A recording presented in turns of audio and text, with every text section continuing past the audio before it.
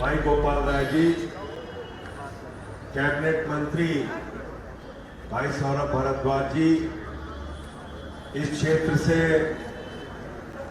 लोकप्रिय प्रत्याशी मालवीय नगर के विधायक भाई सोमनाथ भारती जी, हमारे संगठन के प्रमुख कर्ता धर्ता विधायक दुर्गेश पाठक जी, विधायक शिवचरण गोयल जी, डॉक्टर सेनी ओबराय जो हमारी मेयर है दिल्ली की, अंकुश भाई और सभी साथियों दोस्तों, हमारे कई पार्षद यहाँ पर हैं, यूथ के प्रदेश अध्यक्ष पंकज गुप्ता जी हैं, इनकी पूरी टीम है, सब अपने लिए पहले एक बार जोरदार तालियां हो जाए। और देखिए ये बहुत ही हंसी मजाक की तरह से सौरभ भाई ने आपके सामने मोदी जी की और बीजेपी की असलियत रखी, लेकिन वास्तव में ये भारत माता के लिए बहुत ही दुर्भाग्यपूर्ण बात है।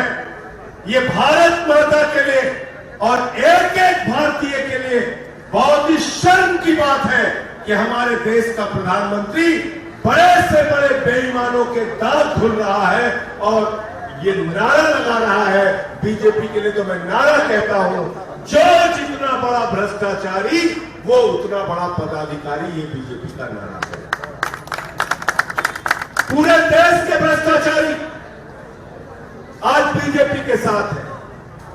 मोदी जी कहते हैं ये मोदी की गारंटी है, एक भी भ्रष्टाचारी को नहीं छोड़ूंगा, इस बात की गारंटी है।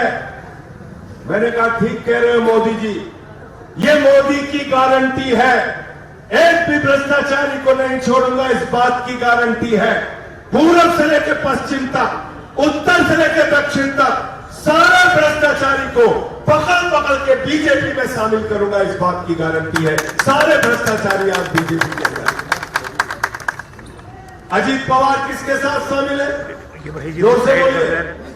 नौजवानों की आवाज तेज आनी चाहिए, कि नौजवान की आवाज है। अजीत पवार किसके साथ शामिल है? छगन भुजबल, हसन मुश्रीफ, नारायण राणे, अशोक चौहान, जनार्दन रेड्डी, हेमंत विश्वकर्मा, येदियुरप्पा, मुकुल राय, तपस राय, शुभेंदु अधिकारी, जितने बड़े बड़े बेईमान हैं सब बीजेपी के अंदर चले गए। अभी नवीन जिंदल वाला तो कितने नाम याद करूं, यही पे खड़ा है नवीन। आप मुझे बताइए, अब ये जिम्मेदारी आपके ऊपर आ जाती है। सौरभ भाई ने तो बहुत अच्छे ढंग से जो बात आपको समझ में आ सके उस तरीके से दिखा दिया, लेकिन ये बात आपको समझ में आनी चाहिए कि एक तरफ दिल्ली के मुख्यमंत्री हैं जो आपकी बच्चों की शिक्षा के लिए, स्वास्थ्य के लिए, बिजली के लिए, पानी के लिए, बुजुर्गों की तीर्थ यात्रा के लिए, माताओं बहनों के बस की यात्रा के लिए दिन रात काम करते हैं, उनको तो पकड़ के मोदी जी ने जेल में डाल दिया। और जेल में ही नहीं डाला, जालिमों जैसा व्यवहार, आतंकवादियों जैसा व्यवहार, अपराधियों जैसा व्यवहार। आप कल्पना कीजिए, जो व्यक्ति दिल्ली के लोगों को निःशुल्क दवाएं देने का काम करता है, उस मुख्यमंत्री को 23 दिन तक इंसुलिन नहीं दी गई। 23 दिन तक, 23 दिन तक उनकी जिंदगी के साथ खिलवाड़ किया जा रहा। इसलिए दिल्ली के लोगों, आपसे हाथ जोड़कर विनती करने के लिए आया हूं। हमारा नारा है, जेल का जवाब, जेल का जवाब, जेल का जवाब। हमारे शिक्षा मंत्री मनीष सिसोदिया को जेल में डाल दिया, सत्येंद्र जैन को जेल में डाल दिया, मुझे 6 महीने जेल में डाल दिया। मोदी जी किसी गलत फहमी में मत रहना। तुम ये सोचते हो कि सारे लोग इस देश में तुम्हारे आगे घुटने टेक देंगे, डर जाएंगे, तो ऐसा नहीं है। ये आम आदमी पार्टी आंदोलन के कोख से पैदा हुई पार्टी है। हम लड़ने में यकीन रखते हैं, लड़ने में यकीन नहीं रखते। और लगातार इनके खिलाफ इनका जो नकली चेहरा है उसको उतार के जनता के बीच में लाने का काम कर रहे हैं। असली चेहरा दिखाने का काम कर रहे हैं।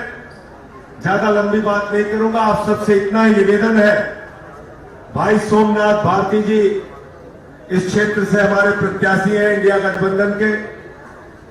आम आदमी पार्टी के चुनाव निशान क्या है भाई?